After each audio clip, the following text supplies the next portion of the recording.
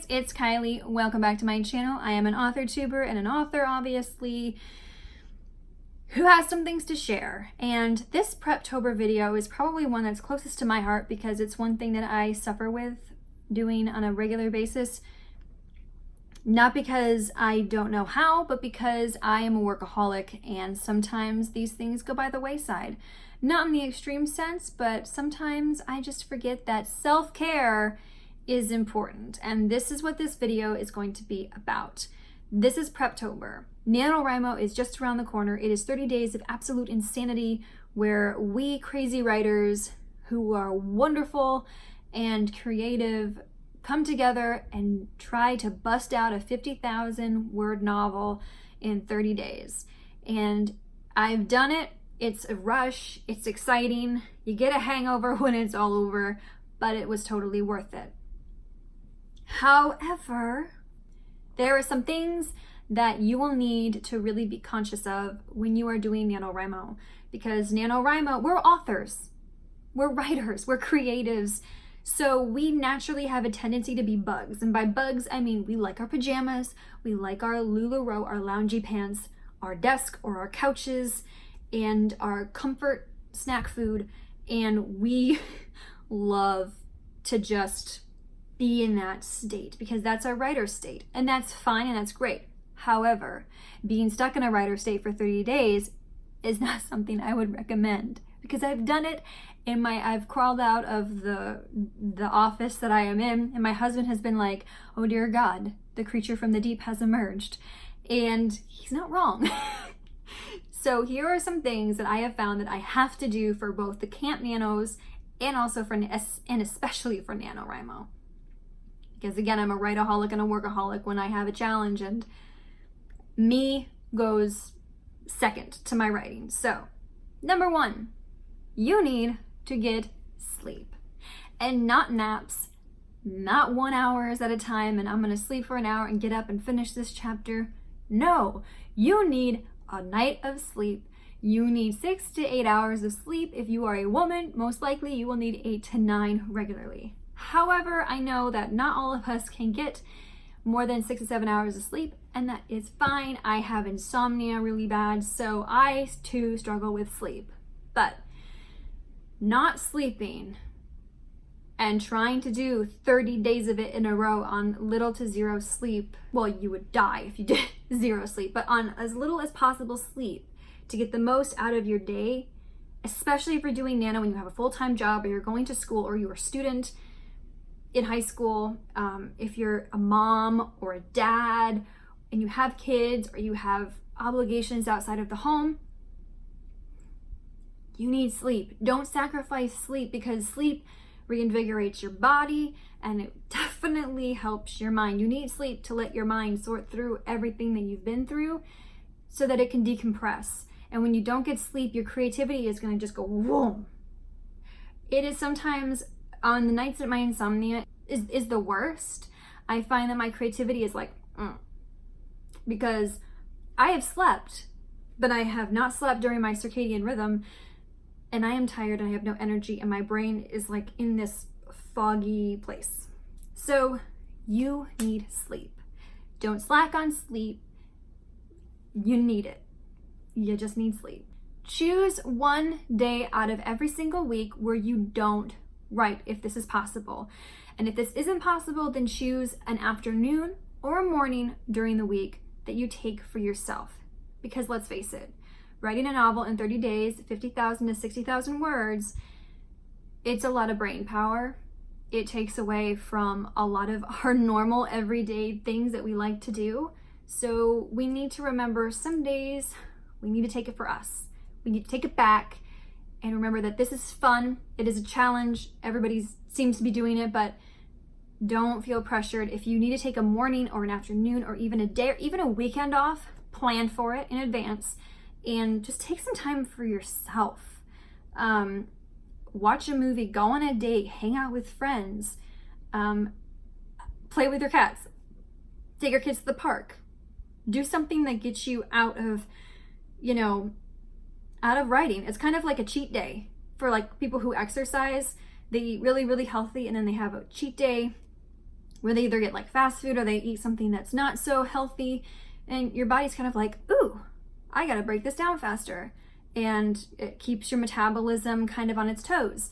It's kind of the same thing with your brain. If you wake up every morning thinking, oh my gosh, I have to write 2,500 words per day or else I'm not gonna make it, it can get overwhelming. So if you know you have 5 to 6 hours blocked out where that's not where you have to think about, it'll give your mind a chance to breathe, and you'll be like, oh, okay. And who knows, maybe in that time, you'll actually get to work out some plot issues that you wouldn't have normally thought of. And jot those down if you get it, but don't use it as an excuse to go back to writing, because you need the time to take for yourself. Exercise.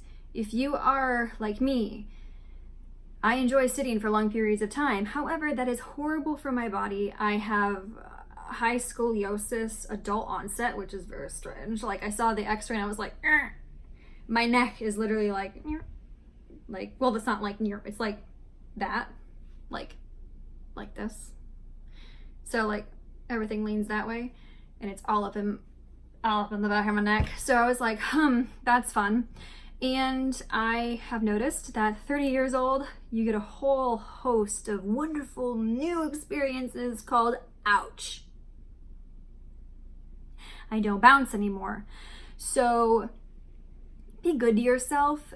Get up every 20 to 40 minutes, walk around for 5 to 10, get up, do something, do a stretch, do, if you have a bike or a treadmill, do a couple of minutes on there to kind of loosen you up. Or if you have a treadmill desk or something that you can read over and exercise at the same time, that's great. Get some weights in, do something, just move. I'm not saying like, yeah, be fit, go lift weights, woo. I'm just saying get off your booty and walk around, because the more you sit, girl, boy, your body, your neck, your back, the rest of that song, my neck, my back, you know the rest, you're gonna hurt. And writers naturally have a tendency to hunch. And if you can, keep good posture, that's great. If you can keep, I'm not even doing it right now. If you can keep both feet on the floor and you can, keep your posture, fantastic. But you will more than likely find yourself in this, I find myself in this position a lot, where it's very like, oh, look at me, I'm writing and I'm hunching. So you need to move. You need to move your body. You also need to take care of yourself, meaning hygiene. I know that we love to be bugs.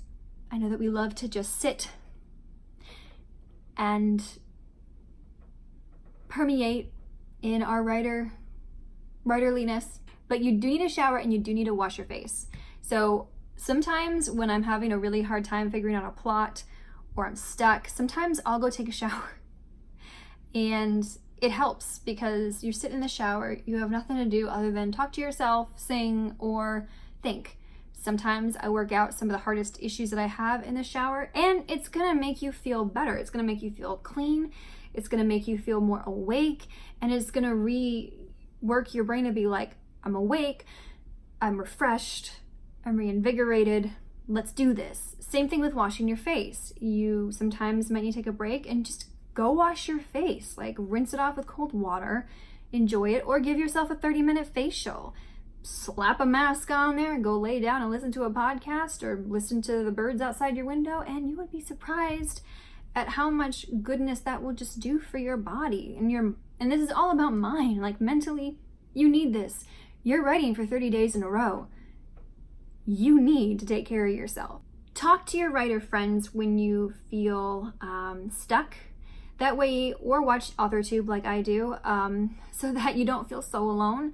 But also talk to your friends who aren't writers. And if they invite you out, don't be so beholden to NanoWrimo to not go out and miss out on a good time.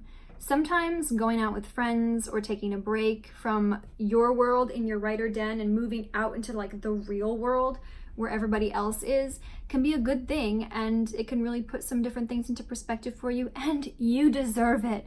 You need a break. Like I said, this is crazy time for an entire month, and there's a holiday stuck in the middle, but pretty much the far end of it. So treat yourself. eat healthy, or try to. I know for me, it's really easy when I get into a mode to just reach for the snacky snack stuff that is yummy and tasty and it's quick and it's filling. But if you can try to eat healthy, that'll also help your body. Just be good to yourself again. Drink lots of water, hydrate. Yeah, good food equals good health, and eat those brain foods that that will help your mind work. This is probably the most important thing on the entire list that I have for self-care is do not compare yourself to author tubers who you are watching do NanoWrimo videos every day. Do not compare yourself to authors or author tubers you are following on their social medias. NanoWrimo was set up for you to compete against you. I know that the author world and the writerly world can be very competitive, and there's been an issue of the rise in AuthorTube that really begs the question, are we putting too much on productivity? Write fast, write a lot, right now. And you do you write as fast or as slow as you need to get your nano book done to the best that it can be as a 0 draft or a first draft, whatever you call it. Don't compare yourself to others, because again, Nano was built for you as the author to challenge yourself in your own space to do this. You're not competing against anybody else. And if you're in a cabin and you feel like you are dragging your cabin mates down, don't worry about it. Life is lifey. Some people aren't up to the same speed that others are. We're not all writing the same stories, so some may take longer than others. You might not even win Nano. And guess what? I haven't won Nano for a lot more than I have won it. And same with the camps. So don't get hung up on that. Just do the best that you can, and remember to take care of yourself and to be good to yourself. Because when you're hungover from Nano on that first week of December, you will thank yourself for being a little bit more aware of, I know what I needed, and the hangover isn't so bad. And then you can kind of look forward to the next camp in April. I hope you really enjoyed this video. I hope you liked it. I hope it was insightful. And if you like this kind of content, click the link down below, subscribe, and I will see you in the next one. I love you guys.